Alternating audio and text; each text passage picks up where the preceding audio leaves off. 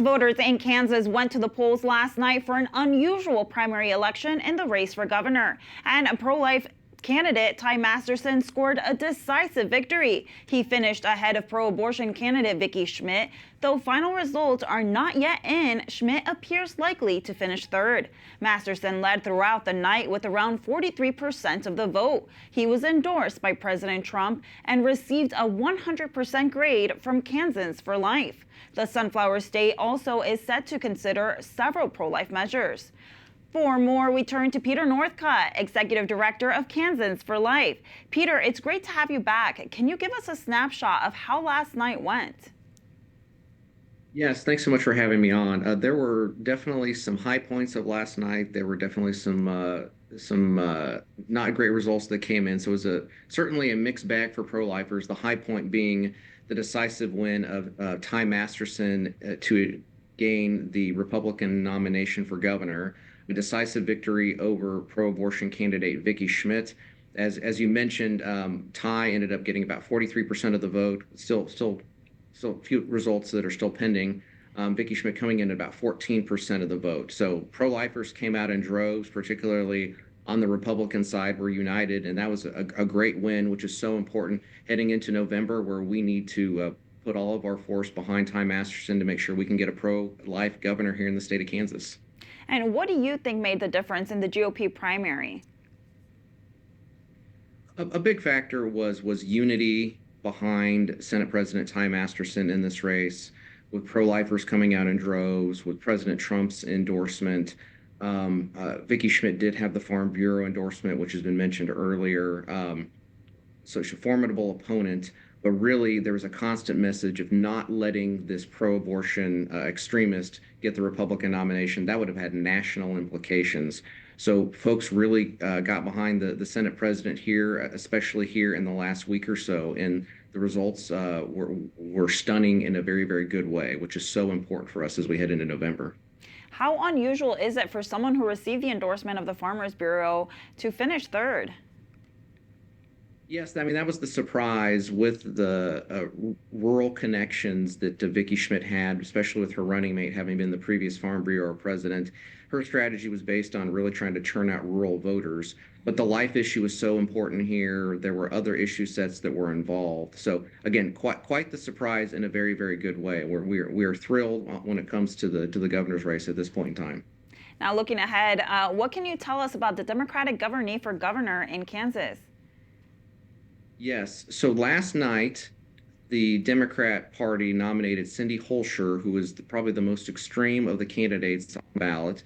State Senator Holscher, of course, has supported some of the most extremist abortion policies out there. She's also made some comments that I would term as blasphemous when it comes to our Lord, when it comes to gender issues. And even sitting Governor Laura Kelly had said that if Cindy Holscher were to make it through the primary, that she'd be too extreme for Kansas voters. So as terrible as that is that the party has made that their nominee, for pro-lifers, we do believe that this is a better thing for us when it comes to the November election, because the choice cannot be clear. It's either going to be Senate President Ty Masterson, who's pro-life, against Cindy Holscher, who is close to a socialist. So we have a lot of work to do. But last night on that front, it was a good thing for us, and we're looking forward to just working hard and doing everything we can here the next 3 months heading into November. And Peter, we know there was at least one other issue on the ballot last night in Kansas that impacts pro-life. Can you tell us about that? Yes, last night there was a judicial reform amendment that was on the ballot that would have allowed the people to elect the state Supreme Court. Currently in place, we have a nominating commission that's controlled by pro-abortion donors and lawyers. And that's why we have some of the most extreme abortion laws in the country when it comes to removing our limitations. That amendment went down significantly last night. George Soros, the ACLU of New York, other pro-abortion billionaires put a significant amount of money into that race. There were other issue sets at play, of course, but they outspent, the no side outspent the yes side from what we can track about 4-1. But that was a setback for us here in the state of Kansas, just demonstrating the way the judiciary is in the state of Kansas. The most recent appointee to the state Supreme Court was sworn in just a couple of days ago through this very, what I think, undemocratic process controlled by the abortion industry. He's a district court judge on his way to being sworn into the state Supreme Court.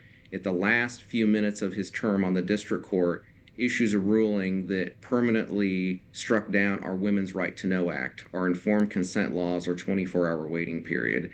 A very, very aggressive move for somebody who's moving over to the state Supreme Court. So the abortion industry has a lock on our judiciary, and so our path forward is we have to continue to try and elect good pro-life elected officials so we can do things from the legislative standpoint and protect life every way we can. Yeah. And what would you say is the mood right now in Kansas among pro-lifers? Yes, last night, the defeat of the Judicial Reform Amendment, I mean, it was certainly felt by pro-lifers across the state. But there is a lot of hope when it comes to potentially getting a pro-life governor back into the governor's mansion here in Kansas so that we can do more to protect our pregnancy centers.